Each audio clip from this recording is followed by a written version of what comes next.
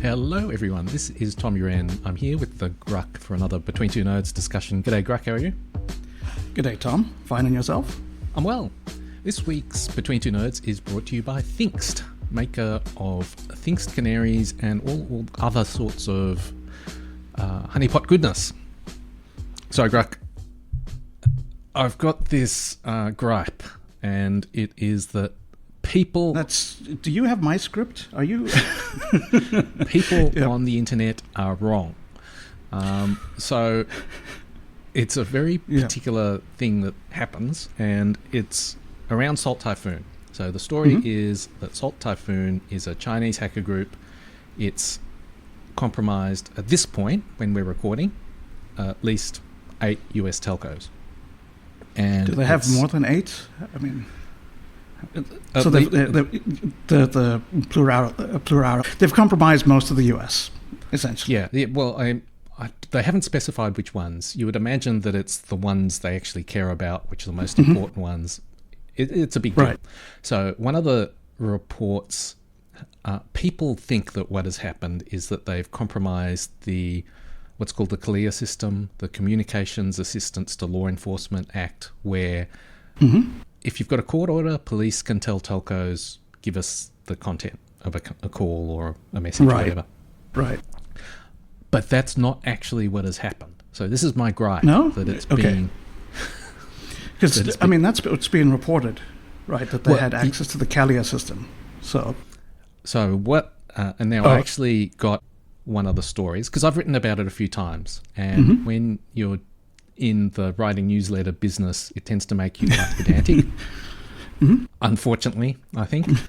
And so what the report actually says, now this is from the Washington Post, hackers have acquired access to the system that logs US law enforcement requests for criminal wiretaps. So another newspaper described it as the tasking portal. Right, so if you get access to that, you can obviously see all the numbers that are tasked. Right. So that's useful for counterintelligence, obviously. Right? I think it's a huge deal.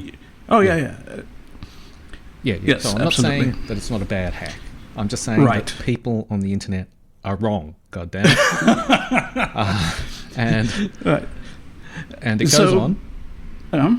There is no evidence so far that hackers have compromised the collection system itself, through which law enforcement listens in on wiretapped calls.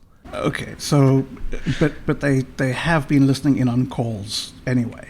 Yeah. Right. So why this annoys me, and maybe this annoyance, this is what we'll discuss, I guess. Maybe this annoyance is just all pointless, is that people use their interpretation, the sort of misinterpretation that the CLIA or wiretap system was compromised as an argument that we shouldn't have wiretap systems. But that's not actually what's happened. And so they're kind of segueing off onto irrelevancy. See, you say that, but I actually disagree. So, like... You disagree with which bit? I disagree with they're using the wrong reasons to come to the right conclusion. Right. Okay, so to say that we shouldn't have a CALIA system because the CALIA system was compromised and abused is incorrect. But the vulnerability that the CALIA system exploits was abused anyway, right? So they're correct in that communications are not encrypted. Anyone who has access to the network can see them. Therefore, for security reasons, we need to encrypt those communication systems. Saying that the CALIA system is responsible for that is, based on this new information, because I was under the impression that the CALIA system was being used. You were one of those people on the internet who annoys me.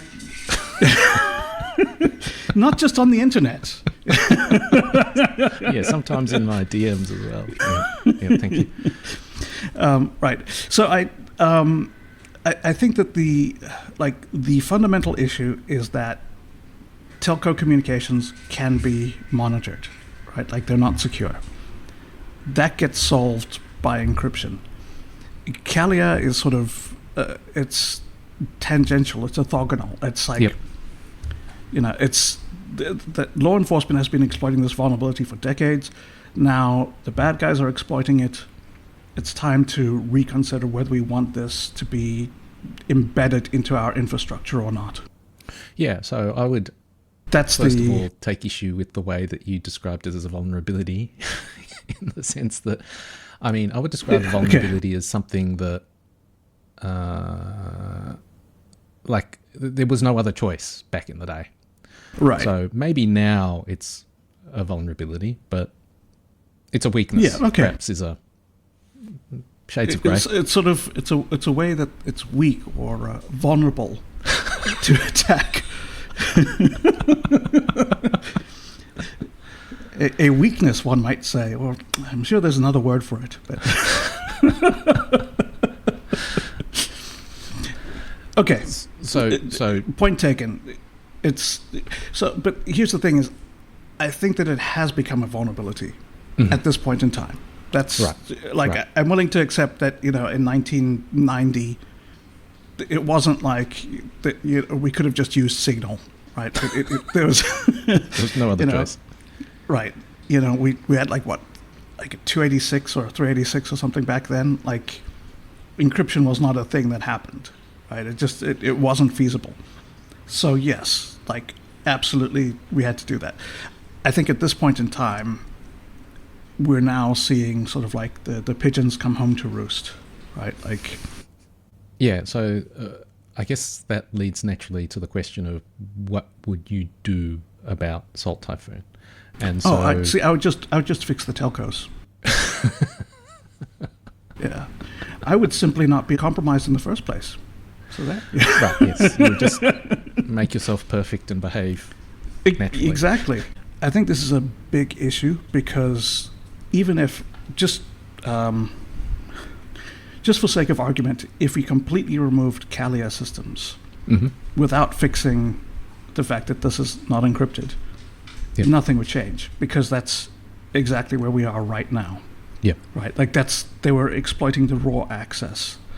And, I think just before we started recording, we were discussing that in all likelihood, it's probably easier to use raw direct access to get phone calls than to use the Kalia system because all the monitoring and logging is going to be via the authorized channel that's going to be used by law enforcement. Yeah. Whereas your regular engineer is going to be able to do that anyway. But yeah. A few weeks ago on the Risky Business podcast, Adam Boileau spoke about his time as a pen tester. And it's quite an entertaining story. He basically went above and beyond to actually compromise working wireless lawful intercept system. And it was something like he had to compromise the data center and then the control plane of the racks of the data center to then be able to connect to the lawful intercept system. So his take home was that they'd done actually a pretty good job of separating it from the so good network. It took him a bunch of hops to get there. Yeah. I think there's two things there. They had really tried. They had failed. But I think A for effort. It seemed like a very good effort, but it also seemed like, that kind of system would have a lot of logging and a lot of monitoring. Right. And it's, I don't know if they would have detected him because I guess there's two things. Whatever. Once you separate it like that, people tend not to monitor it because it's separate. That ever happen? Or because they care so much, they actually do monitor it. So you never know. But I think from an outsider's point of view, you would be very cautious about going to that system because of the possibility that it was logged very heavily. Right. I think the point here is that it either is logged very heavily, or if there's ever an audit, it will be monitored. Like it's the most likely place to be searched. Yep. So whether it is right now or not, in some way. Yeah. So you're much better off having, a system engineer access, or, the access of someone who has to debug and fix things, because no one cares what they do. They just care that, things work. They made, yeah, right. So yeah, like the odds of like some random engineer having all of their stuff logged and monitored is very low. I mean, and in this case, in the Salt Typhoon case, the Chinese actors have gotten what they want without it right. by all accounts. Now it's not huge. It seems like a very targeted operation. So right, by all accounts, it's maybe hundreds of phones where they're trying to get content, not whichever phone we feel like. Like the victimology suggests that this was espionage. They got what they wanted, and it was targeted. Yeah. It was proportional, it was targeted, and it was exactly the sort of thing that like the US wants China to do, as opposed to what they usually do, I guess. In fairness, people seem outraged that they allowed it to happen, rather than outraged that the Chinese are doing it. So like one particular senator, I remember, like, more for us, essentially was what he was saying. So it seems like you could, in terms of the targeting, you could then, as a piece of advice, say, well, if you're important politically or in government, you should use encrypted apps, right? Right. I mean, that it seems to me like that would have been the suggestion anyway from the security people. Like if you're a senator, one would assume that like the FBI or someone has a security chat with you to say like, now that you have security clearance and you're on this, you need to do things to, prevent spies or whatever. And one of those things should be, use Signal, use Tor.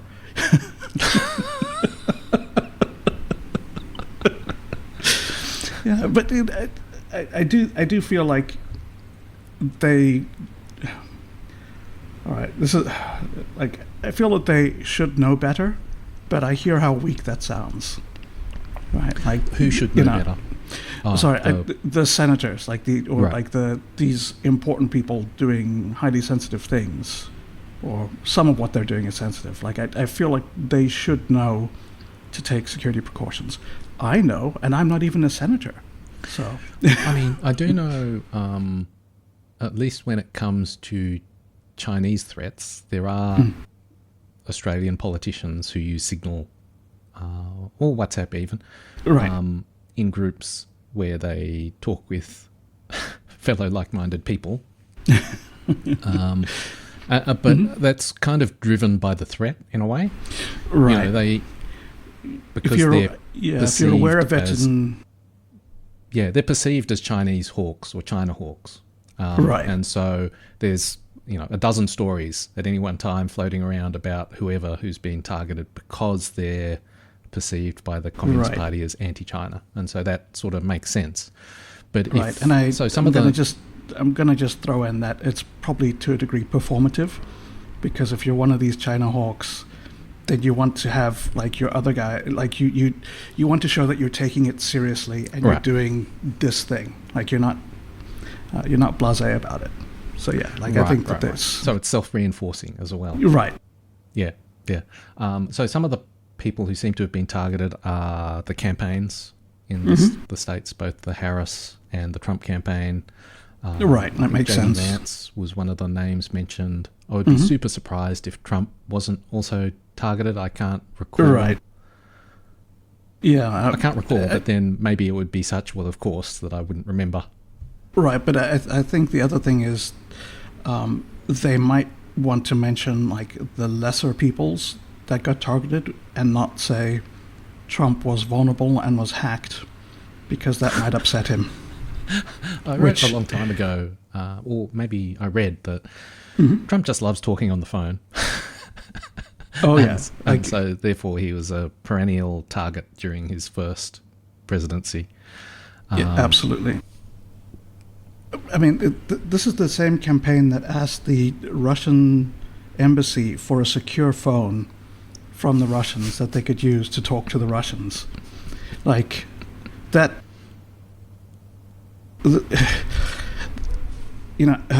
I congratulate them on their security consciousness at that point. However, it seems a little bit misguided. Yeah. So, yeah, I mean, you use those sorts of devices when you talk within a trusted community. And you want to keep outsiders from knowing what you're discussing. So, So I've gotten my major gripe out that people were wrong. So, on Between Two Nerds, we've set the record straight, so no one will ever go wrong again. But, the rest of our discussion, we've kind of said it doesn't really matter because it's like the argument that's spun out of it that lawful intercept is bad is like kind of irrelevant to what's going on with Salt Typhoon. So, but also the Chinese hackers have been very successful. They've actually gotten all that they want.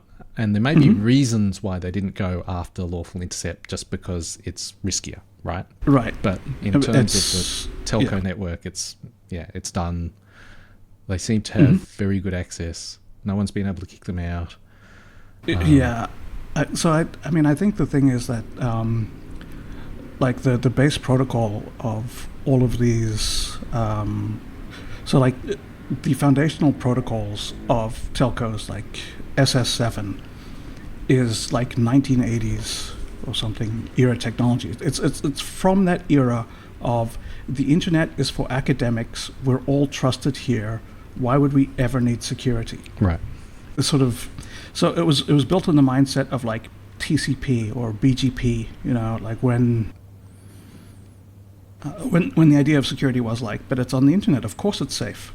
There's no one here but us. Like, So like the SS7 is just, it is archaic and it cannot be fixed. But it's also so tied into the backbone that it's like if we decided that IP was broken and we just needed to replace it. Right, yeah. So I guess what you're saying is there's no short-term quick fix that's going to remediate the telco network anytime soon. Absolutely nothing. I think more to the point as well is that this is one of those cases where first mover advantage works against you. So because the US sort of built up their tech stack organically at every increment, they're going to have so much legacy equipment that's load bearing. It's just going to be expensive, hard, and super error prone to try and fix. Whereas I think in a country that has more recently adopted the stuff, they can get newer equipment from the get-go. They don't have legacy kit from like the 80s that's holding up their billing system or something. Right. Yeah. So it's a bit more greenfield. So there's So that I think they're starting at a higher level of security just from not having that history behind them. So I think the US is facing a particularly difficult situation here. Yeah. So it's curious that that has probably been true for 20 or 30 years, right? Mm-hmm. And yet, I sort of did a survey of different legislation about getting telcos to care about security, and Australia had some from 2017.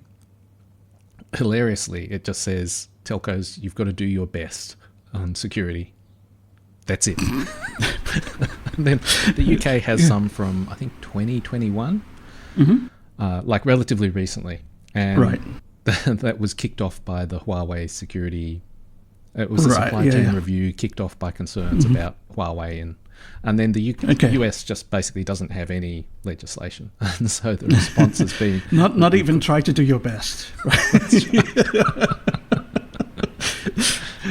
Which is apparently the high bar at this point. yeah.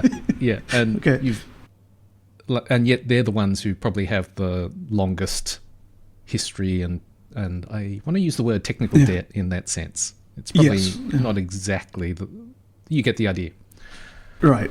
And it seems like everyone in the US has just been like, oh yeah, our telcos are good. Nothing to worry about here. They innately care about security because we're the US. I don't know why that would be. So one of the things that, at least it was true many years ago when I was doing pen testing on telco networks, I assume it's true these days. Telco's definition of security was revenue leakage. Yeah. Basically, if people got things for free and they weren't being billed, that was a security issue, right? So if someone was getting like SMS and wasn't paying for it, that had to be remediated immediately. But if someone unauthorized was reading SMS, well, I mean, that's just the nature of the beast, you know? Like, what are you going to do? And that was very much the attitude of just like, as long as we're not losing money here, right?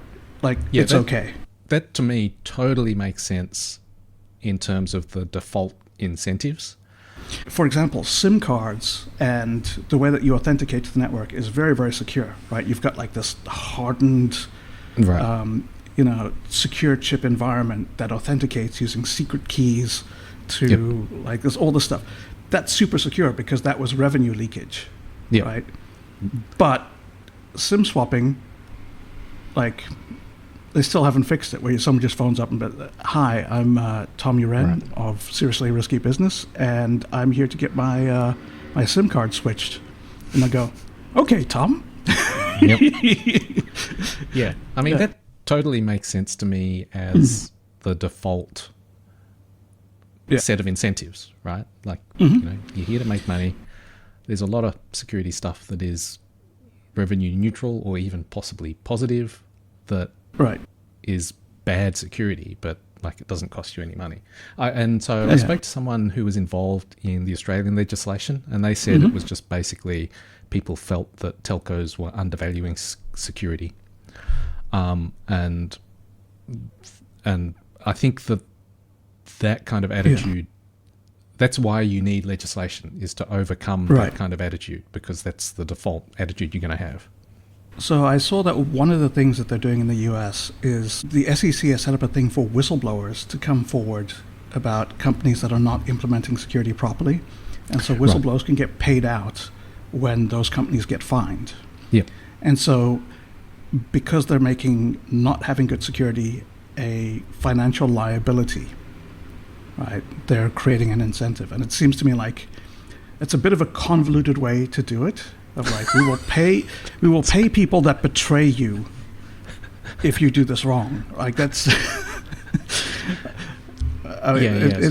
that's the False Claims Act, and if it's I think it relates to the federal government. So if you've got a federal government contract and you're skimping on security. So one of the ways that seems like a good idea to me is it's the way that you, like with a Quickie Mart sort of place, you can't monitor that the employees aren't stealing from the till, right? And the easiest way to do that is you look at what someone's buying, you say, all right, that's going to be like, whatever, $10, right? They give you a 20, you hit, no charge, cash register pops open, you get them their change, and it hasn't been rung up, and now you've just made $10. So the way that you work around that is you say to the customer, if you don't get a receipt, everything is free. Right. Right. So now the customer is incentivized to monitor that the employee is actually doing their job. And it seems to me like that, like this is trying to create that sort of incentive where the employees are now incentivized to make sure that their company is doing the right thing for the federal government. Which so it brings a whole new meaning to the word insider threat. So someone in our company might help the government. God damn it. Thanks a lot, Tom. Thanks, Grugq.